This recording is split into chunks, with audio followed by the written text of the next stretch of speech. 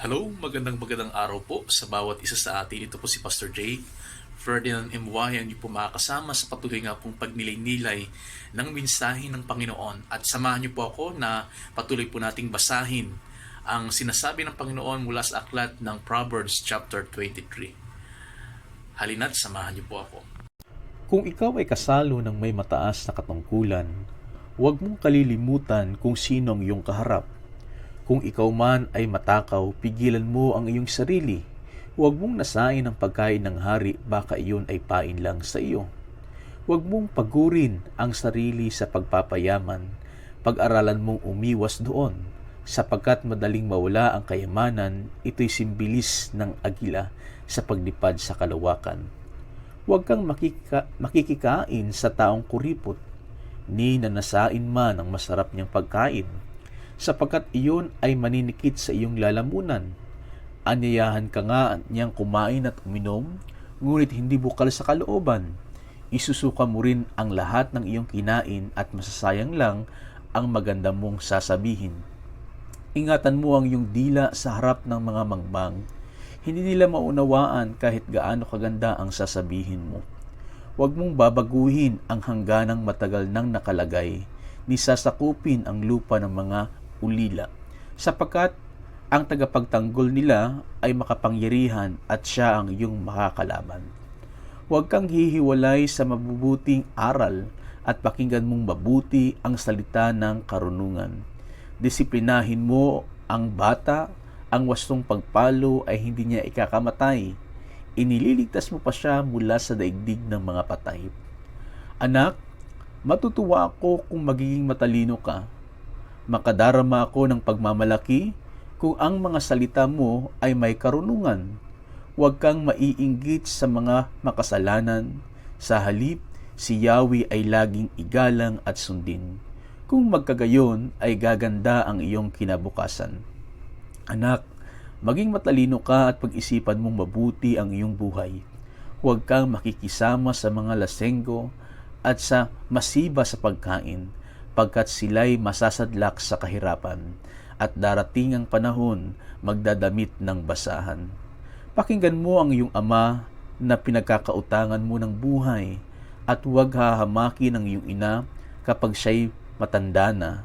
Hanapin mo ang katotohanan, karunungan at unawa. Pahalagahan mo ang mga ito at huwag pababayaang mawala. Ang ama ng taong matuwid ay puno ng kagalakan. Ipinagmamalaki ng ama ang anak na matalino. Sikapin mong ikaw ay maging karapat-dapat, ipagmalaki ng iyong mga magulang at madudulutan mo ng kaligayahan ang iyong ina.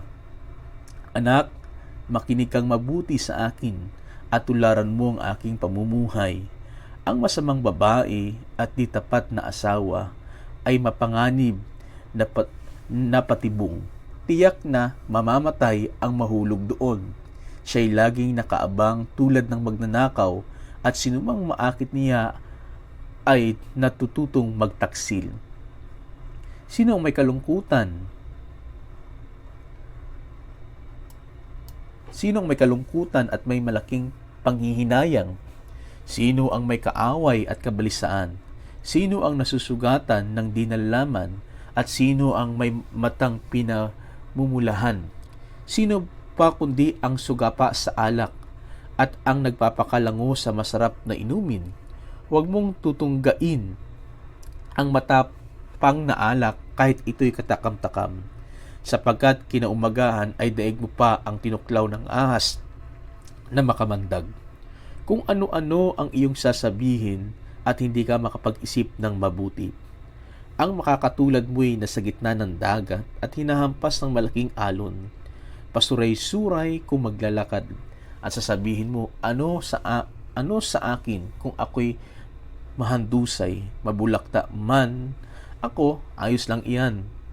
Pagbangon ko'y iinom muli ako. Pinagpala ng Diyos ang kanya pong mga salita. Tunay nga po ang mensahe ng Panginoon ay isa pong paalala sa atin pong buhay kung papaano tayo mamuhay na meron pong kabanalan. Nawang mensaheng ito ay patuloy po nating pagnilay-nilayan sa atin pong buhay. Ano nga ba ang sinasabi ng Panginoon sa atin pong buhay? ang tayo po ay humakbang sa plano, sa kabanalan na nais ng Panginoon na maganap sa atin pong buhay.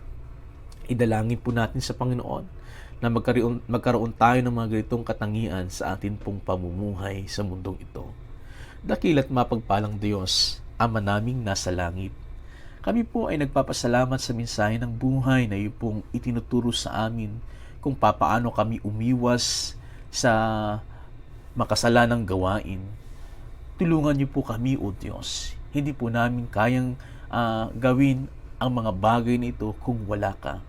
Kailangan po namin ang iyo pong patnubay, ang iyo pong pagtutuwid, ang iyo pong pangunguna sa amin pong buhay upang kami ay makaiwas sa tukso ng buhay. Bagkus Panginoon, inyo pong palaguin ang amin pong pananampalataya na kung saan ay makita po namin ang halaga ng pagsunod at ang pamumuhay na meron pong kabanalan. Maraming salamat, Ama, sa mensahe ng buhay na amin pong natunghayan. Ang lahat ng pasasalamat at papuri amin pong ibinabalik sa inyo sa pangalan ni Jesus na aming Panginoon. Amen at amen. Sa muli, ito po si Pastor Jake Ferdinand Emuahi, ang iyo pong nakakasama sa patuloy nga pong pagnilay-nilay ng mensahe ng Panginoon.